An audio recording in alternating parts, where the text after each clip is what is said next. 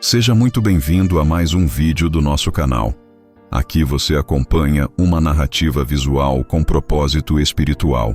Hoje, seguimos juntos em mais um capítulo da jornada da Bíblia Sagrada.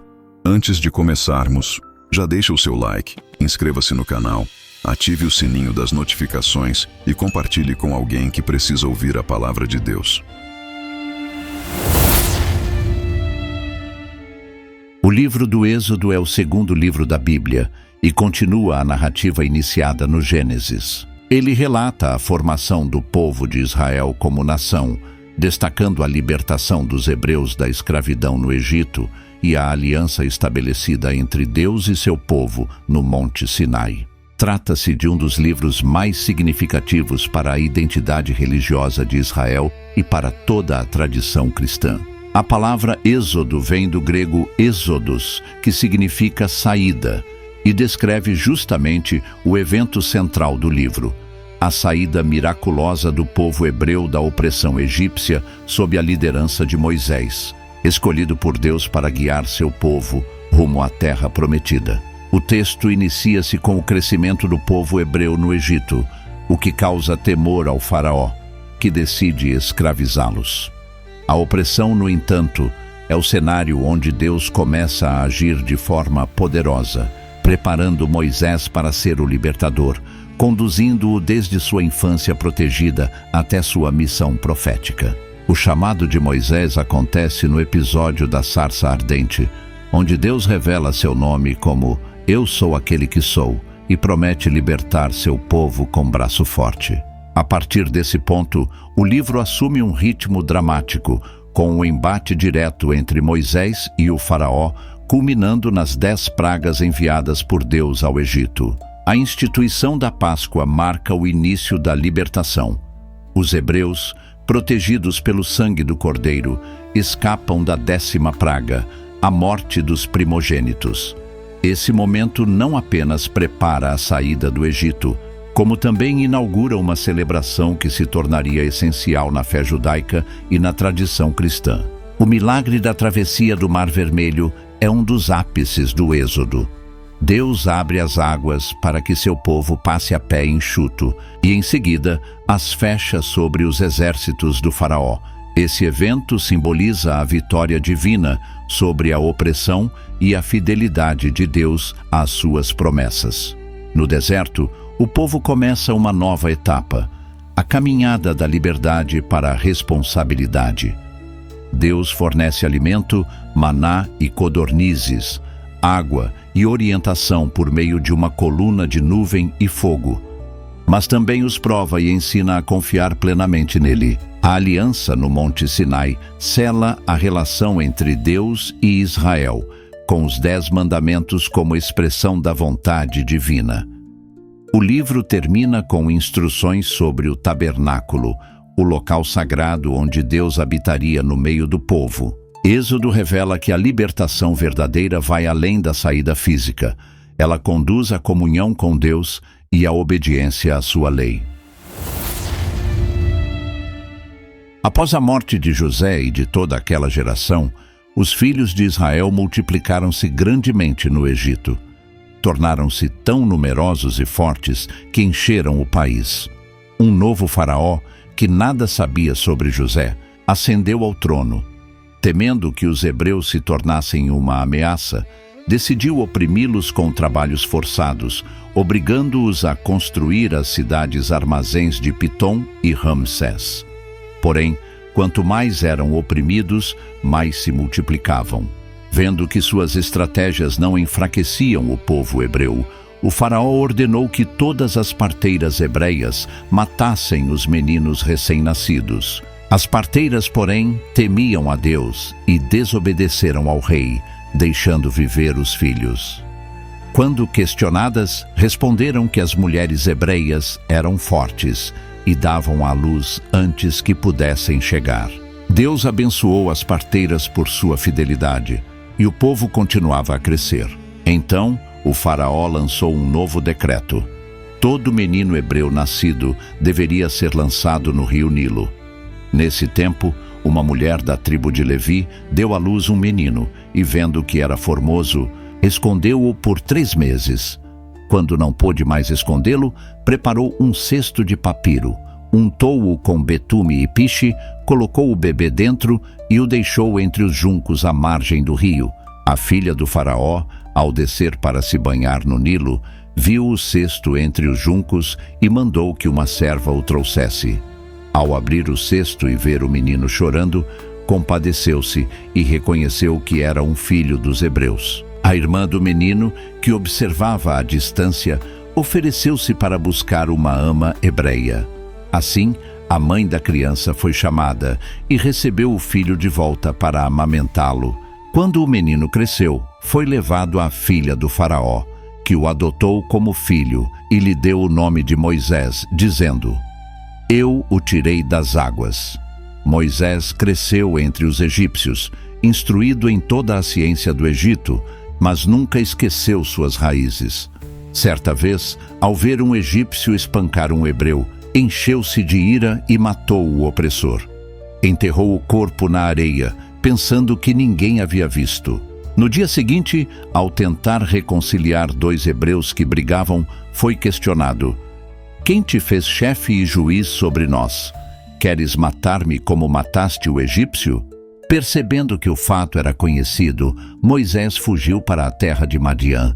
Lá, ajudou as filhas do sacerdote Jetro a tirar água para o rebanho e foi acolhido em sua casa. Casou-se com Séfora, uma das filhas, e teve um filho chamado Gerson. Enquanto isso, no Egito, o faraó morreu, mas a opressão sobre os hebreus continuava. Eles clamaram a Deus em sua aflição. Deus ouviu seus gemidos e lembrou-se da aliança feita com Abraão, Isaque e Jacó. Deus viu os filhos de Israel e tomou conhecimento de sua dor. Era chegada a hora de intervir de maneira poderosa. Moisés, agora pastor em Madiã, conduzia o rebanho pelo deserto até o monte Horeb. Ali, viu uma sarça em chamas que não se consumia. Aproximou-se e ouviu a voz de Deus chamando: Moisés, Moisés! Deus revelou-se como o Deus dos patriarcas e disse ter visto o sofrimento de seu povo. Chamou Moisés para libertá-los. Moisés hesitou, mas Deus prometeu estar com ele, revelando seu nome: Eu sou aquele que sou. Moisés, ainda relutante diante de sua missão, recebe de Deus sinais poderosos para convencer os israelitas e desafiar o faraó. Com o cajado que se transforma em serpente, a mão que fica leprosa e a promessa de transformar água em sangue, Deus garante a Moisés que estará com ele. Arão, seu irmão, é escolhido como porta-voz, e juntos partem de Madiã de volta ao Egito, com o coração cheio de temor, mas guiados pela fé. Moisés e Arão reúnem os anciãos de Israel e lhes contam tudo o que Deus dissera. Ao verem os sinais milagrosos, o povo crê e se prostra em adoração, confiando que Deus finalmente os visitara. Logo em seguida, os 2 irmãos vão ao encontro do faraó e declaram: Assim diz o Senhor, o Deus de Israel: Deixa o meu povo ir para celebrar uma festa no deserto. Mas o coração do faraó é endurecido e ele recusa com desprezo. Como represália, o faraó aumenta o fardo dos hebreus, ordenando que recolham sua própria palha para fazer tijolos, sem diminuir a cota diária. Os capatazes e supervisores sofrem punições e o povo culpa Moisés por seu sofrimento ter piorado. Moisés, angustiado, volta-se ao Senhor perguntando por que o enviara. Deus, porém, reafirma sua promessa. Com mão forte, libertaria o povo e mostraria seu poder ao Egito. Moisés e Arão retornam diante do faraó. Quando este recusa novamente, Deus inicia uma série de juízos sobre o Egito. A primeira praga transforma as águas do Nilo em sangue, matando peixes e tornando o rio impróprio para uso. Os magos egípcios conseguem imitar o sinal e o faraó permanece inflexível. Mas Deus continua a enviar sinais cada vez mais severos. A segunda praga cobre o Egito de rãs, invadindo casas, camas e fornos. Depois, o pó da terra se transforma em piolhos. Moscas invadem a terra em seguida, afetando todo o Egito, menos a região de Gósen, onde vivem os hebreus. A diferenciação começa a revelar quem é o verdadeiro Deus. Apesar das orações temporárias do faraó, ele volta atrás sempre que a praga cessa. A peste atinge o gado egípcio, deixando intactos os rebanhos de Israel. Feridas e úlceras cobrem os egípcios, e mesmo os magos não conseguem mais permanecer diante de Moisés. Em seguida, Deus envia uma chuva de granizo com fogo, devastando colheitas e matando servos e animais. Os egípcios começam a temer, mas o faraó continua resistindo. A 8ª praga traz nuvens de gafanhotos que devoram o que restou das plantações. Logo depois, uma densa escuridão cobre o Egito por 3 dias. Somente nas casas dos hebreus havia luz. Cada praga revela que o Senhor tem domínio sobre a criação e humilha os deuses do Egito. Moisés, firme, não recua, mesmo com as ameaças do faraó. Deus anuncia a 10ª e última praga, a morte dos primogênitos. Moisés adverte o faraó com palavras solenes, e o povo hebreu se prepara conforme as instruções divinas. A Páscoa é instituída. O sangue do cordeiro marcará as portas dos hebreus. À meia-noite, o anjo do Senhor passa pelo Egito, e em cada casa egípcia morre o primogênito.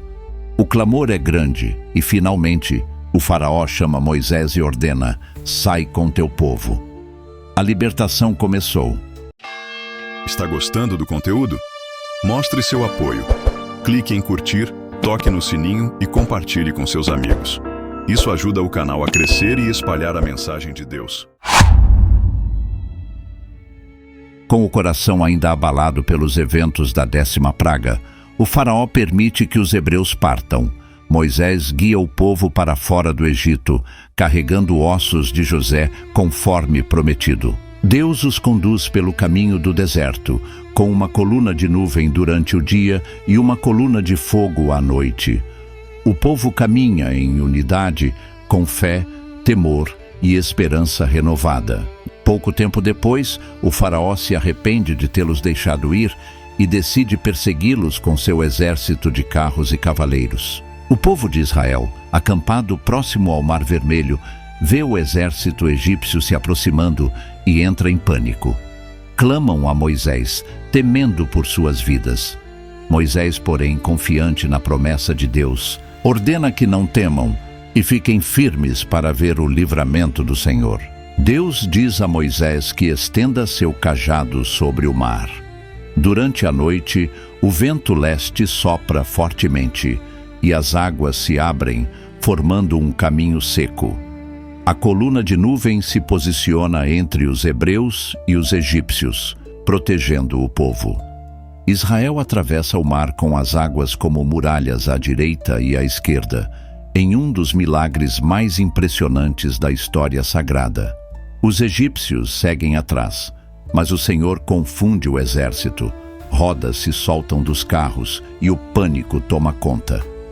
Deus ordena a Moisés que estenda o cajado novamente, e as águas voltam, cobrindo os soldados egípcios. Nenhum sobrevive. O povo de Israel contempla com assombro o poder de Deus e reconhece que Ele é seu libertador. Moisés e o povo entoam um cântico de vitória ao Senhor. Após a travessia, o povo segue pelo deserto de Sur. 3 dias sem água levam à murmuração. Ao chegarem a Mara, encontram águas amargas. Deus orienta Moisés a lançar um pedaço de madeira na água e ela se torna doce. Em Elim, encontram 12 fontes e 70 palmeiras, um oásis de descanso providenciado por Deus. O Senhor começa a ensinar o povo a confiar nele. Continuando a jornada, o povo reclama de fome. Deus envia maná ao amanhecer, um pão fino como geada, e codornizes ao entardecer. O povo é instruído a colher apenas o necessário para cada dia, exceto no sexto dia, quando recolhem porção dobrada. Alguns desobedecem e o maná apodrece. Deus reforça a importância da obediência e do descanso no sétimo dia, o Sabá. Mais adiante, em Refidim, o povo volta a murmurar por falta de água. Moisés clama ao Senhor, que o orienta a ferir uma rocha com seu cajado. Água jorra abundantemente, saciando a sede de todos. Ali o povo questiona: está o Senhor no meio de nós ou não? Deus, com paciência, continua provendo e guiando, mesmo diante da incredulidade. Em Refidim, os amalequitas atacam Israel. Moisés envia Josué com um exército improvisado, enquanto sobe ao monte com Arão e Ur. Enquanto Moisés mantém os braços erguidos, Israel prevalece. Quando se cansa, Arão e Ur sustentam seus braços. A vitória vem, e Moisés ergue um altar ao Senhor, dizendo: o Senhor é minha bandeira. O povo aprende que a vitória depende da confiança e cooperação sob a direção divina. Após a vitória sobre os amalequitas, o povo segue sua jornada até o deserto do Sinai e acampa aos pés da montanha. Moisés sobe ao monte e Deus o chama do alto, lembrando ao povo o que fizera no Egito. Ele propõe uma aliança. Se ouvirem sua voz e guardarem sua aliança, serão um povo eleito, reino sacerdotal e nação santa. Moisés transmite ao povo, que responde: faremos tudo o que o Senhor ordenou. Deus ordena que o povo se prepare por 3 dias, lavando as vestes e mantendo-se puro, pois ele desceria sobre o monte diante de todos. Ao terceiro dia, trovões, relâmpagos, nuvem espessa e som de trombeta envolvem o Sinai. O povo treme diante da manifestação divina. Moisés conduz o povo até os limites do monte, mas somente ele sobe, pois o monte se tornou santo. No alto do Sinai, Deus fala com Moisés e entrega os 10 mandamentos, esculpidos em tábuas de pedra. As palavras proclamam a vontade divina: não ter outros deuses, não fazer ídolos, santificar o sábado, honrar os pais, não matar, não cometer adultério, não roubar, não mentir, nem cobiçar. Essas leis se tornam a base moral e espiritual de Israel e da fé cristã. O povo, ouvindo a voz de Deus e vendo os trovões e fumaça, teme intensamente e pede a Moisés que fale por Deus, pois temem morrer. Moisés os acalma. Deus veio para que tenham temor e não pequem. Em seguida, Moisés sobe novamente, e Deus entrega diversas leis complementares sobre justiça, reparações, festas sagradas e o cuidado com o estrangeiro e o pobre. Deus dá a Moisés as instruções para a construção do tabernáculo, onde sua presença habitaria. Detalhes são dados sobre a Arca da Aliança, o propiciatório, o candelabro, o altar, as vestes sacerdotais e a consagração de Arão e seus filhos.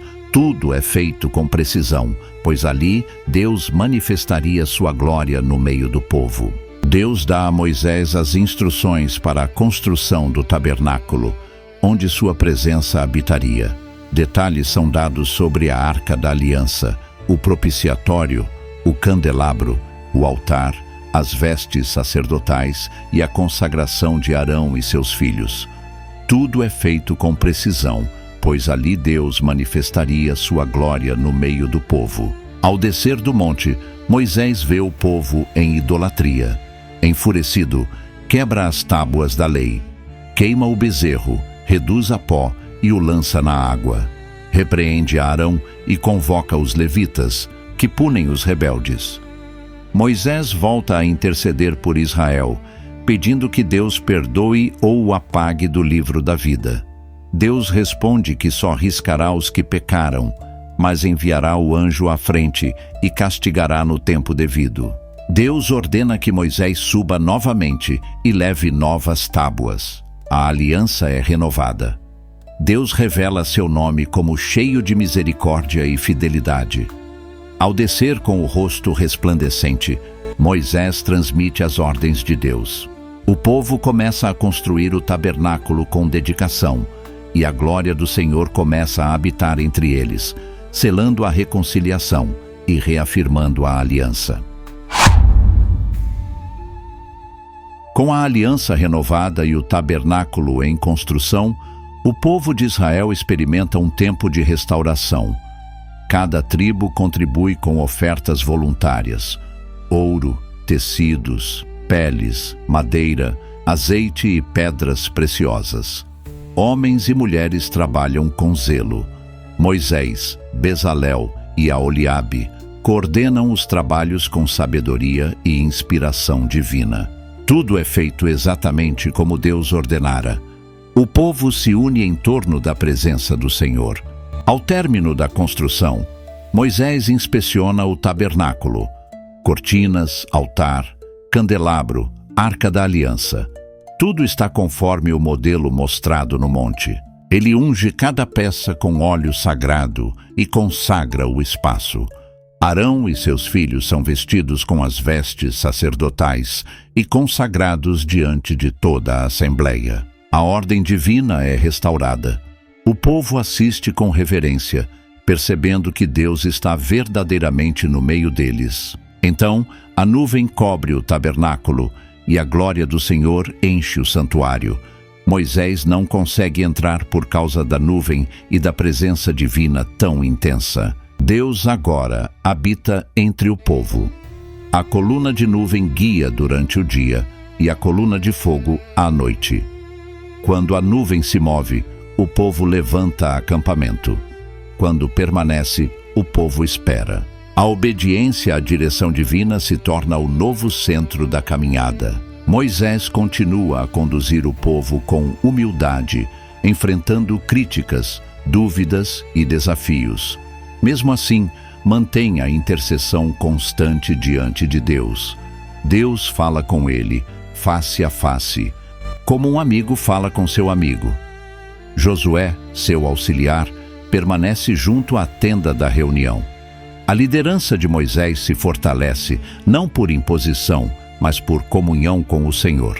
Deus envia orientações sobre o futuro. Ao entrarem na terra prometida, não devem adorar os deuses das nações, nem fazer aliança com eles. Devem destruir ídolos e altares pagãos, pois o Senhor é Deus zeloso. As festas sagradas são reafirmadas: Páscoa, Pentecostes e Tabernáculos.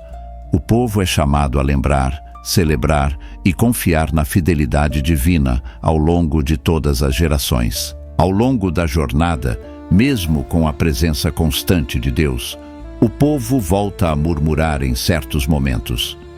Em uma ocasião, pedem carne com insistência. Deus envia codornizes em abundância, mas também permite uma punição por causa da incredulidade. A pedagogia divina ensina obediência e confiança em meio às dificuldades. O deserto se torna escola espiritual. Miriam e Arão questionam a autoridade de Moisés. Deus os chama à tenda da reunião e afirma que, com Moisés, ele fala claramente. Miriam é ferida com lepra, mas Moisés intercede. Após 7 dias fora do acampamento, ela é restaurada. A liderança de Moisés é confirmada e a compaixão permanece como uma marca de sua missão. A jornada continua, com a nuvem guiando e a arca indo à frente do povo. Cada passo é marcado pela dependência da presença de Deus. O deserto não é apenas caminho de passagem, mas lugar de transformação. O povo aprende que não caminha só, mas com o Deus que fala, guia, corrige e permanece fiel. Assim, Israel avança, com o coração mais próximo do Senhor. Obrigado por assistir até aqui. Que o Senhor abençoe sua vida e te conduza no caminho da fé. Não se esqueça de curtir o vídeo, se inscrever no canal e ativar o sininho para não perder os próximos capítulos e compartilhar com seus amigos e quem você ama. Até o próximo vídeo. Deus abençoe. Shalom.